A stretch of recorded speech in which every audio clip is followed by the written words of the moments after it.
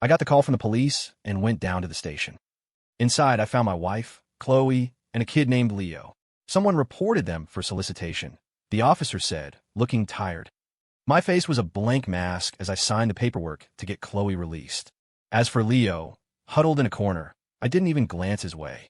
Chloe frowned, looking back over her shoulder again and again, like she wanted to beg me to get him out too. But when she saw the raw, red fury in my eyes, she stayed quiet. I took out her IDs, drove her straight to the courthouse, and turned to her. Let's get a divorce. Her head snapped up, her face a storm of disbelief.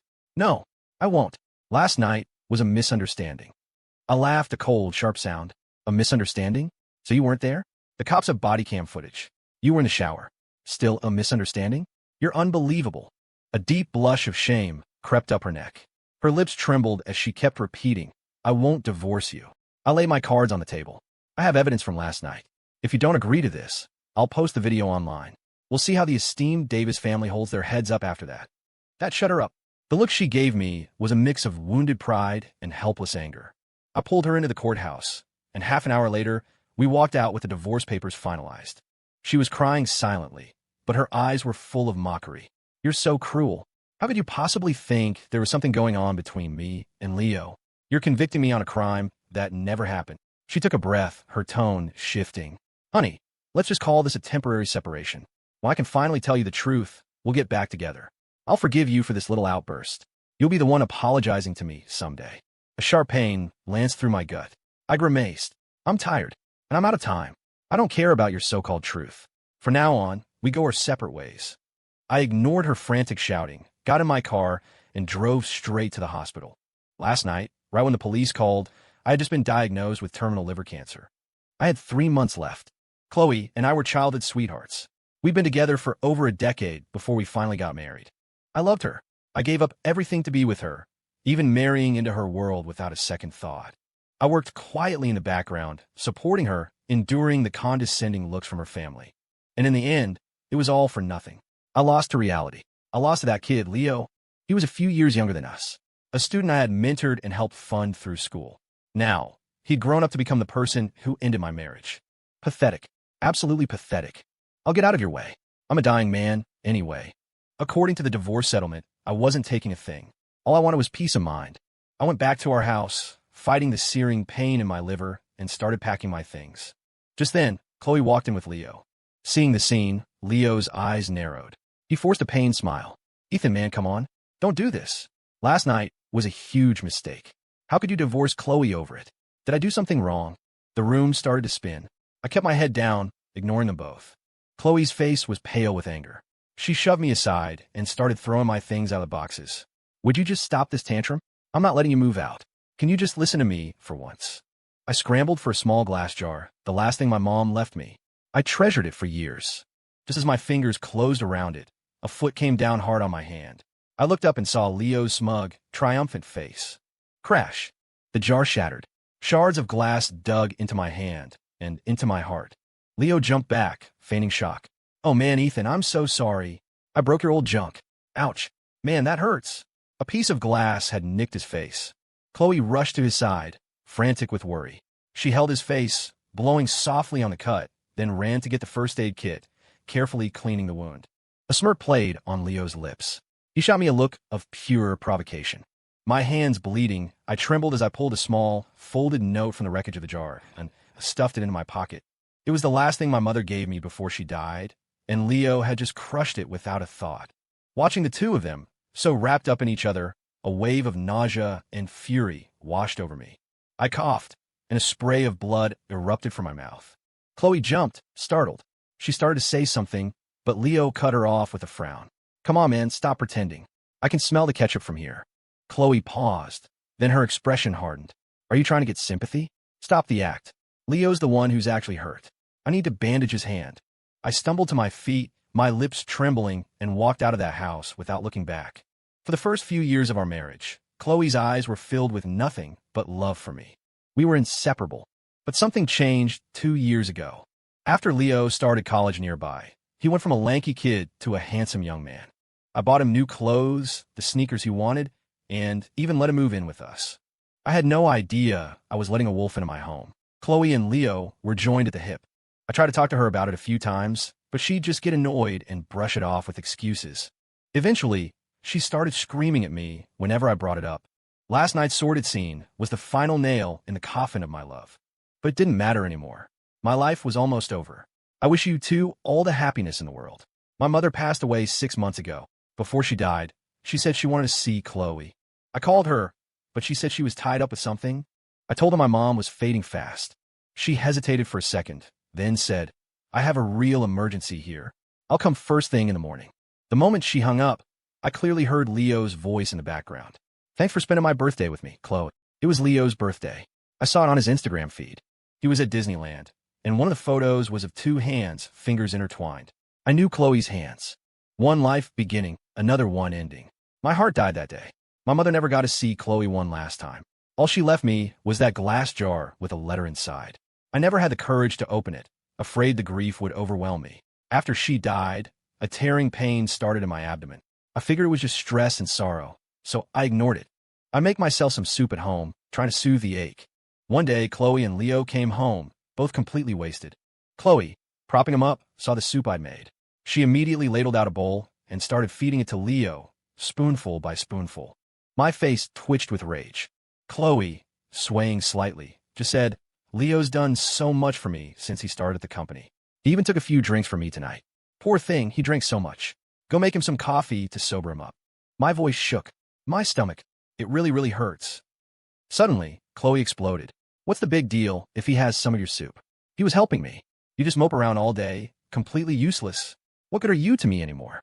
Leo seemed to sober up a little. He looked at my face and said meekly, "Chloe, it's okay. I can make my own coffee. I don't want to bother Ethan. I'll move out tomorrow. I'm obviously causing problems between you two." That sent Chloe into a fury. She pulled Leo into our bedroom, laid him down on our marital bed, and gently wiped his forehead with a cool towel. "It's all my fault," she cooed. "I shouldn't have let you drink so much. I was wrong. If anyone ever tries to make you drink again, I'll fight them." Leo smiled and shot me a triumphant look over her shoulder. My stomach felt like it was being ripped apart. I ran to the bathroom and threw up again and again. I looked at the crimson blood in the toilet bowl. It looked just like our marriage, a swirling, glaring, bloody end. Lying on a cheap hotel bed, I held the blood-stained letter in my hand. I wanted to open it, but I was terrified of the wave of grief that would follow. Tears streamed down my face. Just then, Chloe's mother called. She didn't even say hello, just launched into a tirade. "I heard you divorced my daughter. Let me tell you something. You're not getting a single penny from this family. You freeloader, I knew you were no good from the very beginning."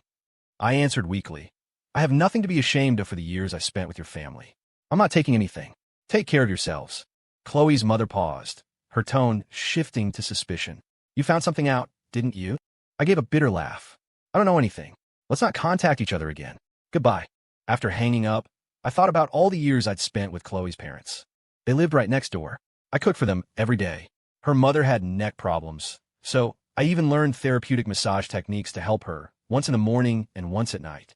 In return, she spent her days making snide remarks, calling me a freeloader, saying I was lazy, that I couldn't even compare to Leo. Thinking back, she really did adore Leo. I remember the first time I brought him home. Her eyes lit up, and she held his hand, asking him endless questions.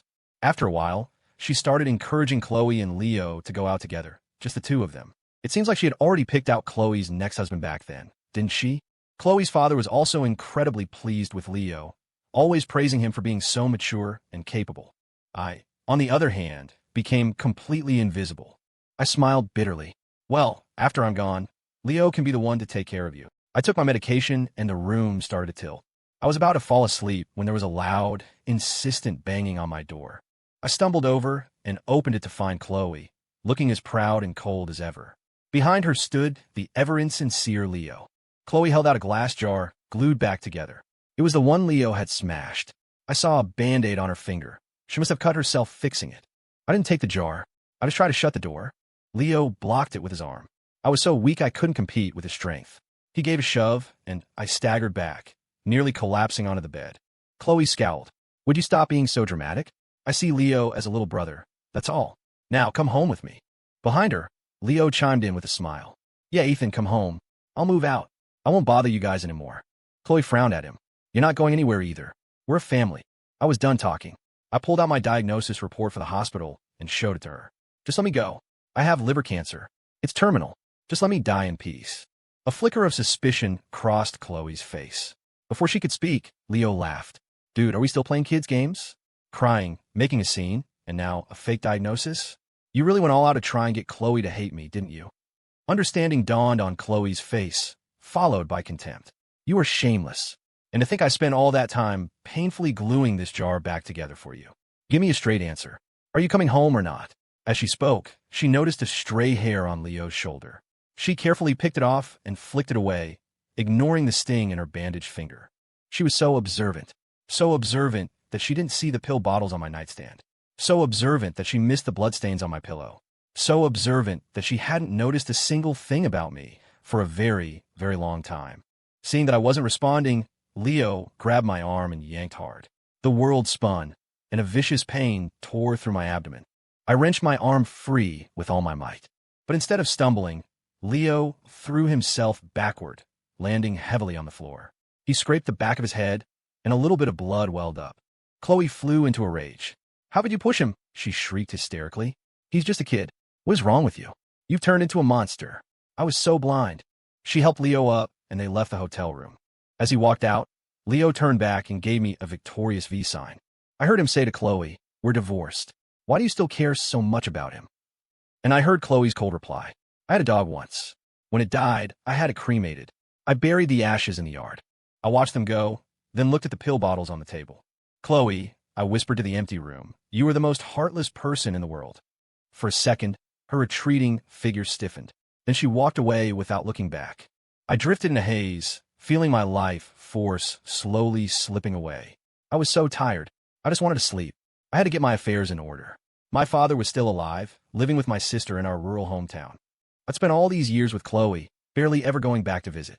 Thinking about them now made my heart ache for a different reason. My father was obsessed with money and had a serious gambling problem. He was always hitting me up for cash.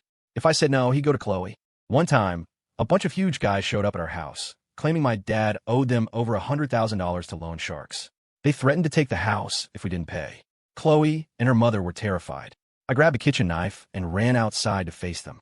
Afterward, her mother complained about it for days, and even Chloe wouldn't look at me.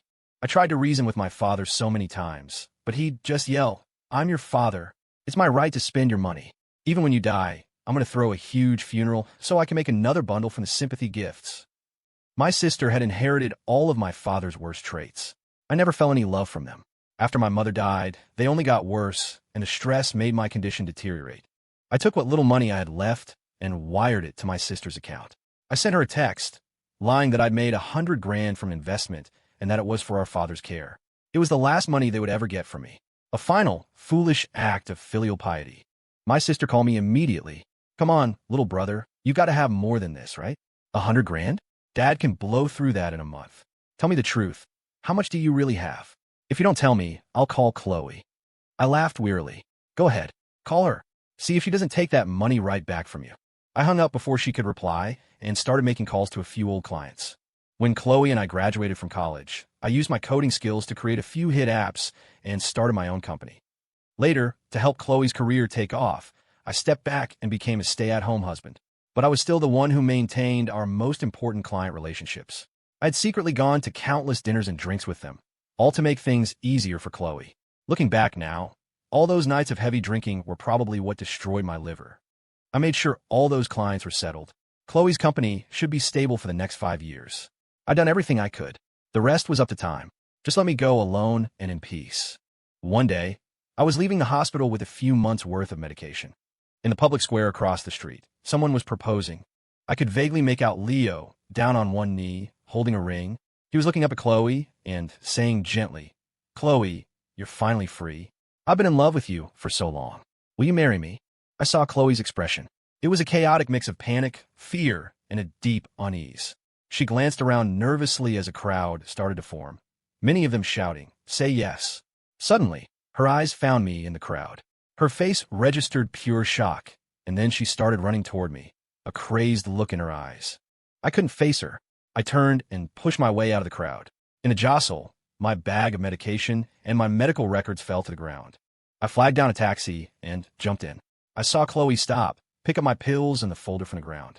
I saw the look of utter disbelief on her face. Her eyes went wide, and tears instantly welled up.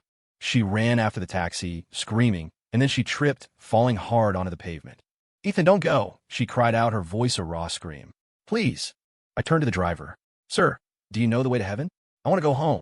My phone started ringing again and again. "Chloe." I declined every call. Then a text came through. "Ethan, are you really sick? Please answer my call. There's nothing between me and Leo. Honey, please let me explain. He's like a brother to me." I blocked her number. Affection that comes too late is worth less than dirt. I was tired. I was ready to leave. The driver didn't take me to heaven. He took me to a scenic overlook. He smiled. "Life's tough, kid. 9 times out of 10, it's going to knock you down. They call this place Lover's Leap. Say it's the closest you can get to the stars. A lot of heartbroken people come here to heal. Give it a try. Always look forward. Don't do anything stupid." I thanked him and walked over to the edge. A bitter smile touched my lips. This was where I had proposed to Chloe. I had told her then, Lover's Leap is just a gimmick. That's why I'm proposing here, to prove our love is unbreakable. She had laughed and said, "Well, if you ever stop loving me, I'm coming back here to smash this rock because it's clearly full of crap." I had pulled her into a tight embrace and whispered, "If you ever stop loving me, I'll jump from this spot." Beyond the overlook was a sheer cliff.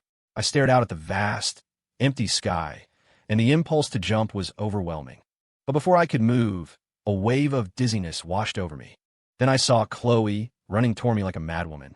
And right behind her, of course, was Leo. "Ethan, don't jump." Chloe sobbed, her whole body trembling. "Please, I'm begging you. Let me explain." Leo added, his voice dripping with false concern. "Yeah, man, don't be rash. Nothing ever happened between Chloe and me. She never cheated on you. We might love each other, but we were always proper about it." Chloe whirled on him, her voice a furious shout. "Leo, stop antagonizing him. He's sick." Leo just shrugged. "Ethan, I'm not lying. We're in love. You know, I'm actually jealous of you. Chloe used to love you so much. But I'm happy now, because now she loves me." I swung one leg over the railing and let out a wretched laugh. "Where did you find me here?" Chloe dropped to her knees. No, please," she wept, shaking her head. "This place is sacred to us. It's where our love story began. I'll never forget this place. I was wrong. I don't want you to die. Please. I'm pregnant. Ethan, the baby, and we need you." Leo's expression changed in a flash. Then he smiled. "That's right, man. My baby with Chloe, we don't want you to die." His words hit me like a physical blow.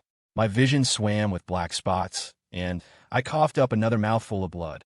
Chloe shot to her feet, her face contorted with rage, and slapped Leo hard across the face. "You are a manipulative, shameless bastard," she screamed. I looked at the clouds drifting across the sky, listened to the chirping of birds and the buzz of insects. In the distance, it was like I could see my mother waving to me. She was smiling. "My son, I've missed you." I whispered back, "I've missed you too, Mom." I opened my arms and ran toward her. In the swirling chaos, I heard the sound of sobbing. I opened my eyes and saw a circle of people around me. Chloe, her parents, Leo, my father, and my sister. I tried to reach for Chloe's hand, but realized I was just a phantom. Am I dead? I floated upward, looking down at my body lying on a hospital bed, hooked up to a web of tubes. The monitor next to it was flatlined. Tears streamed down my incorporeal face. There was nothing and no one left for me in this world. Good luck to you all. Suddenly, my father erupted in anger. "This is the hospital's fault. He was a healthy man. How could you not save him? You're going to pay for this." My sister chimed in. "And that taxi driver. If he hadn't taken my brother to that cliff, he never would have jumped. The driver has to pay too." "Mr. and Mrs." Davis stood silently. A flicker of excitement crossed Leo's face. Chloe's eyes were numb, her hand resting gently on her stomach, completely ignoring my father and sister. My father glanced at Chloe and then boomed. "You two were married? That means half of her assets belong to my son. And since you accepted another man's proposal while you were married, I'm going to make sure you walk away with nothing." That set Chloe's mother off. She pulled out our divorce certificate and the settlement agreement, waving them in his face. "You greedy old man. Open your damn eyes and look. They were already divorced. Your son voluntarily gave up everything." My father and sister snatched the papers, their eyes scanning them frantically. My sister shrieked, "This is impossible. You tricked my brother. This agreement is invalid. I'm calling the police on Chloe. You people killed my brother, and I'm going to ruin you." With that, my father and sister hurried off, already muttering about the funeral arrangements. About 50 people, that's 5 tables. How many do you have? Maybe 10. Oh, and let's invite all his old classmates. That's a few more tables. We'll have one service in the city, then another one back in the country. They rushed away. I watched them go, wanting to cry, but having no tears. Were we ever really a family? Mrs. Davis said with disgust, trash is trash. Chloe, don't you give them a single cent. Let's go. This place is bad luck. We're not getting involved in the arrangements. Mr. Davis nodded and clapped Leo on the shoulder. Leo, take care of Chloe. Make sure she's okay. Leo nodded solemnly and said softly to Chloe, Chloe, let's go home. I'm hungry. I want you to cook for me. Chloe's gaze was fixed on my body. She uttered a single, ice-cold word. Get out. Her mother was instantly agitated. What kind of way is that to talk? The boy is just worried about you. Besides, life goes on. You're not even 30 yet. You have to think about your future. Chloe slowly raised her head and stared coldly at her mother. My future? I haven't even dealt with my past yet. Mrs. Davis looked flustered. She quickly grabbed Leo and her husband and left. Suddenly, Chloe's strength gave out. I stood behind her, a whirlwind of emotions swirling within me. I'm already dead. Why are you so sad now? Weren't you done caring about me? Her trembling hands gently pried open my own, which had clutched a small piece of paper in its death grip. It was the note from my mother's jar, the one I had never dared to read. Chloe unfolded it. A few lines of neat handwriting came into view. Tears fell as I read my mother's last words over her shoulder. My son, Mom can't be with you anymore. You'll have to face the world alone now. You've suffered so much over the years. Your father and his greed, your sister with her sharp tongue. They've wronged you. From now on, you don't have to worry about them. You may have married into her family, but I was never ashamed of you. I admired your courage to sacrifice for love. True love is being willing to give everything for the other person. Chloe is a good girl. She's worth your sacrifice. She is beautiful, kind, and thoughtful. Cherish her. Don't let little arguments come between you. As for what's been happening these past few years, I've seen it all. I've been around, son. I know she loves you very much. She must have her reasons. Don't misunderstand her. I have to go now. I'll miss you so much. My only regret is not seeing you two give me a grandchild. I feel so ashamed that I was never able to help you more. My son, I wish you a long, happy, and peaceful life. A life full of love with Chloe. If you have that, I can rest in peace. Reading the last line, I couldn't contain my sorrow any longer and let out a sigh. Chloe seemed to feel a chill behind her. She whipped her head around, her eyes meeting mine. She whispered, her voice shaking. Ethan, is that you? Are you back? I know you're here. You haven't left. You're still with me. Wait for me. Just wait until I've taken care of everything. Wait until our baby is grown. Then I'll come find you. She gave my body one last, lingering look, then slowly stood up, her hand gently caressing her stomach. Sweetheart, you have to grow up strong. Mommy misses your daddy. With a new, steely resolve on her face, Chloe walked out. My spirit drifted along with her. 3 days later, at my memorial service, both families were there. Everyone, except for Chloe, looked almost cheerful. My father and sister were practically giddy as they collected sympathy money. Mr. and Mrs. Davis looked at Leo with doting eyes, as if he were already their son-in-law. I watched as the flames in the crematorium rose up, turning my physical form into dust. In that moment, I knew I had truly left this world. My father clutched my urn, insisting he had to bury me in our hometown to let my spirit rest. But his eyes, darting towards Chloe, betrayed him. He was waiting for a better offer. Chloe laughed coldly. Bury him wherever you want. It has nothing to do with me. My father's face fell. My sister piped up. After all your years together, how can you be so heartless? Give us 100,000, and you can have his ashes. Chloe turned and walked away without a second glance. My father grew desperate. 50,000, he yelled after her. 50 is fine. Chloe turned back, looking at my father and sister with the eyes of a stranger. She shook her head. I feel so sorry for him. Then she added, I'll give you 100,000, and I want you to have my mother's grave moved as well. I'm going to bury them together. My father stared, stunned. My sister immediately nodded. You can't go back on your word. Once we have the money, you can do whatever you want. Chloe gave them the money with a contemptuous smile, then arranged to have my mother's remains brought from our hometown. She found a plot in a cemetery in the city and laid us to rest together. She stood there for a long time, her expression unreadable. Leo stepped closer. Chloe, it's cold out here. Let's go home. She turned, gave him a look of pure disgust, and then nodded. Okay, let's go home. My spirit followed them back to the house. Leo flopped down on my bed, exhausted. Chloe frowned, then gently plucked a hair from his head. You're so young. Why do you have gray hair already? Leo grabbed her hand. I was just so worried about you. Chloe, you know how I feel. Please say yes. Chloe smiled faintly. Give me some time. The outcome will be to your satisfaction. Leo finally beamed, happy. For a moment, it was like they were back to how they used to be. Chloe turned and left, her face instantly becoming a cold mask as she went next door to her mother's house. Mrs. Davis was smiling. Chloe, dear, you have to start thinking about the future. A woman over 30, it gets harder to find someone. Don't you think? Mr. Davis chimed in. I think that Leo is a fine young man. He's interning at your company now, right? You should promote him to a manager position. Let him get some experience.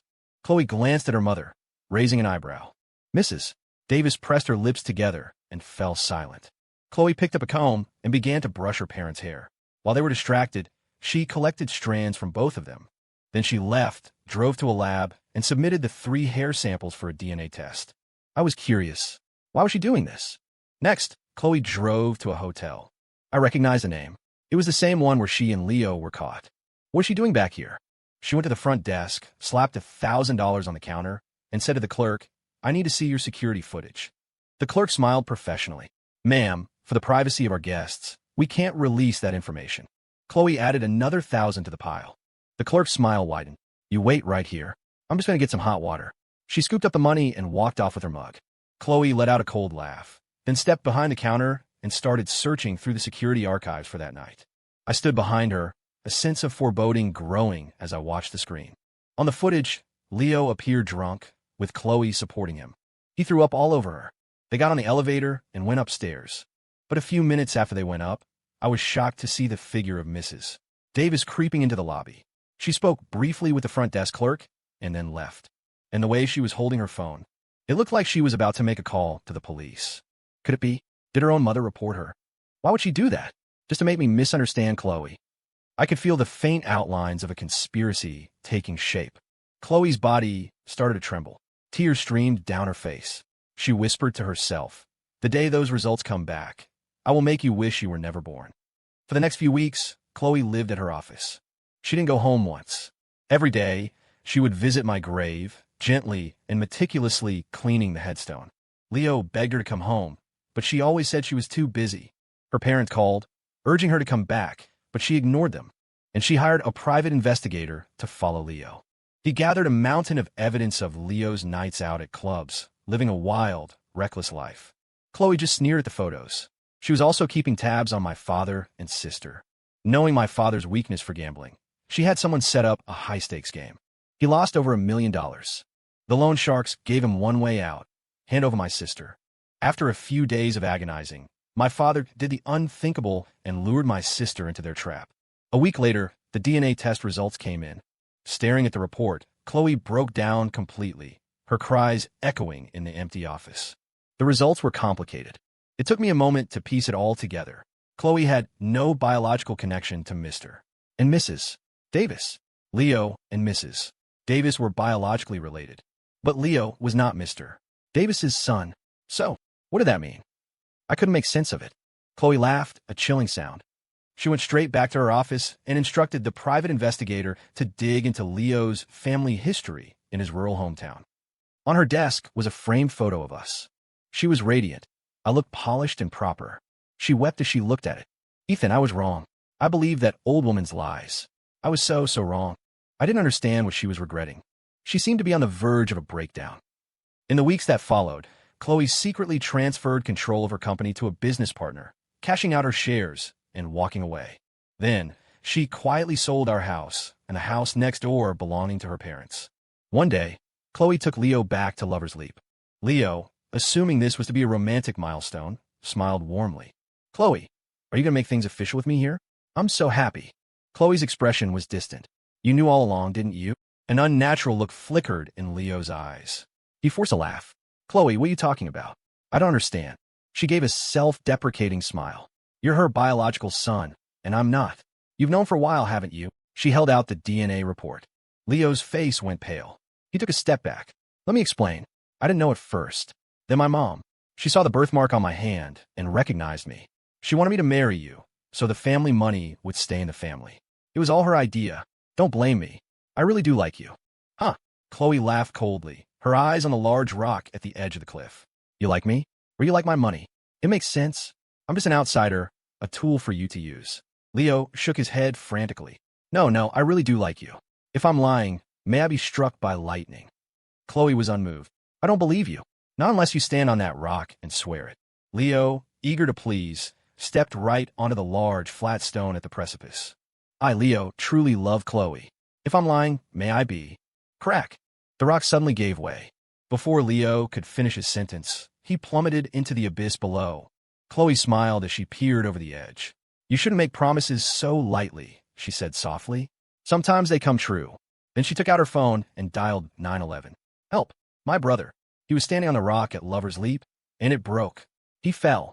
Next, she called her mother, her voice filled with panic. Mom. Leo fell off the cliff. At the hospital, I saw Mr. and Mrs.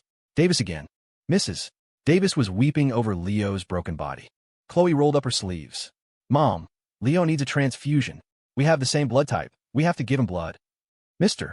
Davis looked confused. How could you two have the same blood type? Mrs. Davis shot Chloe a warning look, but Chloe pretended not to see it, her voice filled with anguish. Mom, how can you still keep this from Dad? Leo is your biological son. He's my brother. We have to save him. What? Mr. Davis stood up, his face a mask of disbelief. Mrs. Davis stammered, flustered. Let's just give blood first. I'll explain everything later. After hours of work, the doctors couldn't save Leo. Mrs. Davis wailed in grief. Mr. Davis's face was dark with fury. What is going on? He demanded. Whose son is Leo? Mrs. Davis was speechless. Chloe stepped forward. Mom, just tell Dad the truth. Leo is the son you had with another man, right? That's what you told me. Then Chloe laid out the story I had been led to believe. 20 years ago, Mrs. Davis had an affair with a man from a rural village during a work trip. She later gave birth to a son and left the child with a biological father. 20 years later, when I brought a young student named Leo home, Mrs. Davis grew suspicious, saw his birthmark, and a DNA test confirmed he was her long-lost son. She begged Chloe to keep the secret and to treat Leo like a real brother. Chloe, soft-hearted, agreed, which led to her doting on him and my subsequent misunderstanding. As Chloe told this story, tears streamed down her face. Mr. Davis was red with rage, completely stunned. Mrs. Davis was pale and shaking. She opened her mouth to speak, but Chloe cut her off with a chilling smile. That's the story you told me, but I found out something else. Do you want to hear it? Her parents' faces changed. Chloe then revealed the real truth. Mr. Davis was infertile. After years of being unable to conceive, they adopted a daughter, Chloe. They never told her the truth. When Leo reappeared, Mrs. Davis came up with a bold plan. Have Leo marry the adopted Chloe, thereby keeping the family fortune from leaving. Since Chloe wasn't their real daughter, and since they already despised me, it seemed perfect. But she couldn't tell Mr. Davis, so she orchestrated everything behind the scenes to make me suspect Chloe and Leo, culminating in the phone call to the police that ended our marriage. That night, Leo had gotten drunk on purpose, so Chloe would have to take him to a hotel where he vomited on her, forcing her to shower. That was when he texted the room number to his mother. Mr. and Mrs. Davis listened to Chloe's cold, methodical account, their faces a mixture of shame and terror. Mr. Davis collapsed from a massive stroke. Mrs. Davis cried and begged Chloe to get a doctor. Chloe looked at them without a shred of pity. I'm not your family. You are nothing to me. With that, she turned and walked away. 3 days later, Mr. Davis died from a cerebral hemorrhage. Mrs. Davis had a complete mental breakdown, ending up homeless, wandering the streets as a bag lady. My sister, after being released by the loan sharks, went home and stabbed my father. She was sent to prison. After my death, my ex-wife truly went on a rampage. I didn't know whether to laugh or cry. There was the satisfaction of seeing justice served, but also the deep, chilling loneliness of it all. Chloe left the corporate world behind. She bought a small house near the cemetery and focused on her pregnancy. 8 months later, our daughter was born. She was so lovely, so full of life. A genuine smile finally returned to Chloe's face. As our daughter grew, Chloe aged. I watched her dark hair turn to silver, and the sight was a constant ache in my soul. She never moved on, never let anyone else in. 18 years passed. Our daughter got into her dream university. Chloe took her to the cemetery. Sweetheart, she said, her voice soft. Say goodbye to your father and grandmother. It's time for you to start your new journey. Our daughter looked confused, but she knelt and bowed her head 3 times. Chloe smiled. Our little girl is all grown up. Mommy is so happy for you. Don't you worry about me, okay? I'll be with you every day. After her daughter left, Chloe sat down by my headstone. Ethan, she sighed. It's good. Our daughter is finally grown. I missed you. Do you miss me?